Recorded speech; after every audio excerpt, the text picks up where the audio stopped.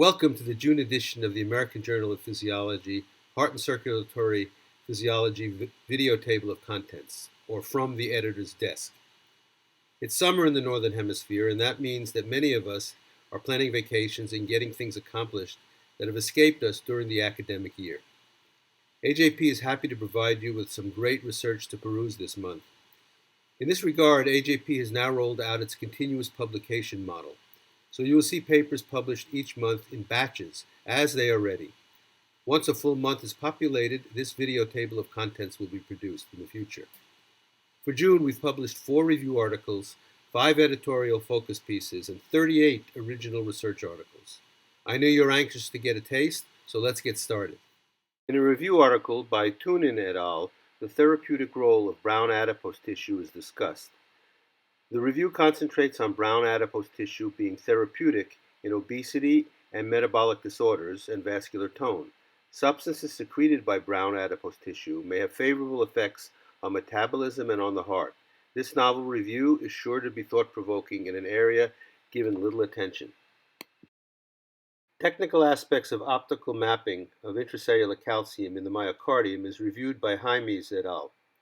This review provides an update on conventional approaches for optical mapping of calcium within intact myocardium.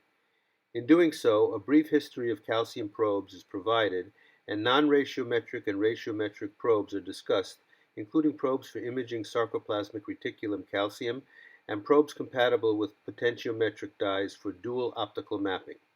The relationships to arrhythmia generation are also reviewed. 50% of patients with heart failure have preserved ejection fraction. Here, Rodriguez et al. Review the characteristic of HFpEF and myocardial remodeling in this disease often associated with hypertension and diabetes. The molecular underpinning of reverse remodeling is discussed, as well as clinical advances in HFpEF myocardial remodeling. Avi et al. Hypothesized that locally derived cardiac progenitor cells supplemented with hepatocyte growth factor and IGF-1 can ameliorate electrical stability of the regenerated heart. These studies were carried out in sham or MI rats at 4 weeks. Animals received either vehicle or growth factors, cardiac progenitor cells, or a combination. Arrhythmia vulnerability was telemetered, and growth factors or cardiac progenitor cells reduced arrhythmias by half, with the combination being more effective. Cardiac progenitor cells with growth factors reactivated the expression levels of connexin 43 and connexin 40, as well as channel proteins of key depolarizing and repolarizing ion channels. Exposure to fine particulate matter, PM2.5, increases the risk of developing cardiovascular disease and type 2 diabetes. Haberzettel et al.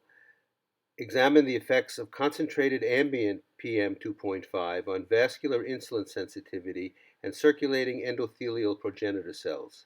Exposure for 9 days increased insulin-stimulated AKT phosphorylation in the aorta of mice maintained on a controlled diet. Inflammatory mediators were also increased. Circulating endothelial progenitor cells were decreased in exposed animals. Importantly, treatment with an insulin sensitizers, metformin or rosiglitazone, prevented the PM2.5 exposure-induced vascular insulin resistance and inflammation.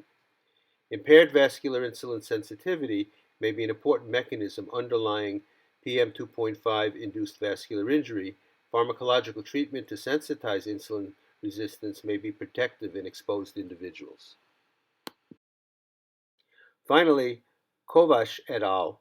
Used a rat model that overexpresses human renin, the mREN2 rat, to study the effects of hypertension and myocardial contractility on diastolic function. Hypertensive REN2 rats exhibited cardiac hypertrophy without a change in ejection fraction or calcium-activated force. In contrast, diastolic dysfunction was observed in these rats as depicted by changes in E/A ratio and isovolumetric relaxation time. Cardiomyocyte passive tension was also higher.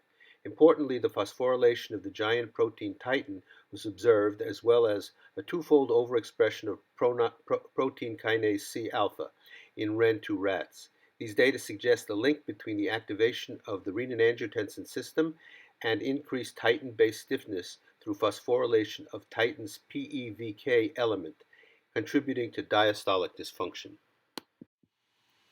Thanks for watching the June video table of contents.